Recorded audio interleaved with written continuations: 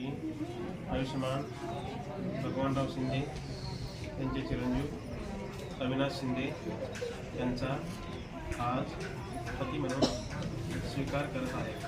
त्याचप्रमाणे माझ्या पतीने मिळविलेल्या सर्व धनसंपत्तीचे योग्य प्रकारे रक्षण करीन। मी माझ्या पतीचा विश्वास संपादन करेन। मी माझ्या घरातील सर्व कामे उत्तम प्रकारे आळस न करता करीत राहीन। मी माझ्या घरातील सर्व वडीलधाऱ्या मंडळींशी योग्य प्रकारे वागेन। त्याचप्रमाणे डॉक्टर बाबासाहेब आंबेडकरांनी दिलेल्या 22 प्रतिज्ञांचे माझ्या परिवारामध्ये तंतोतंत पालन करेन। जय भीम, जय बुद्ध। प्रतिज्ञा घेतल्याप्रमाणे वागशील का?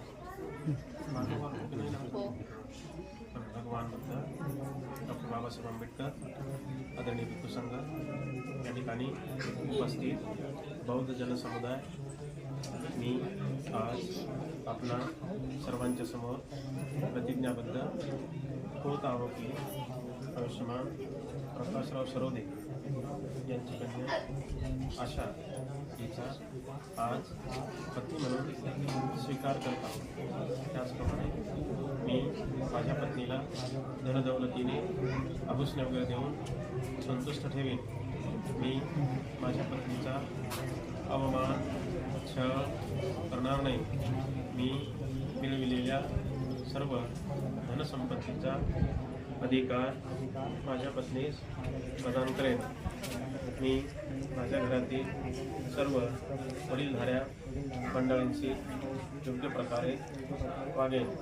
त्याचप्रमाणे डॉक्टर बाबासाहेब आंबेडकरांनी दिलेल्या 22 प्रतिज्ञांचे माझ्या परिवारामध्ये तंतोतंत पालन करेन। जय भीम, जय बुद्ध। प्रतिज्ञा घेतल्याप्रमाणे वागसाल का? तर अशा पद्धतीने या ठिकाणी आयुष्यमान अविनाश शिंदे आणि बौद्ध उपासिका आशा या दोघांनी या ठिकाणी आपल्या सर्वांच्या साक्षीनं, भगवंताच्या बाबासाहेबांच्या साक्षीनं या ठिकाणी आणि पती पत्नीचे जे काही कर्तव्य म्हणून जे प्रतिज्ञा घेतल्या आणि त्यांनी शब्द दिला की या प्रतिज्ञेप्रमाणे आम्ही आयुष्यभर जीवन जगू।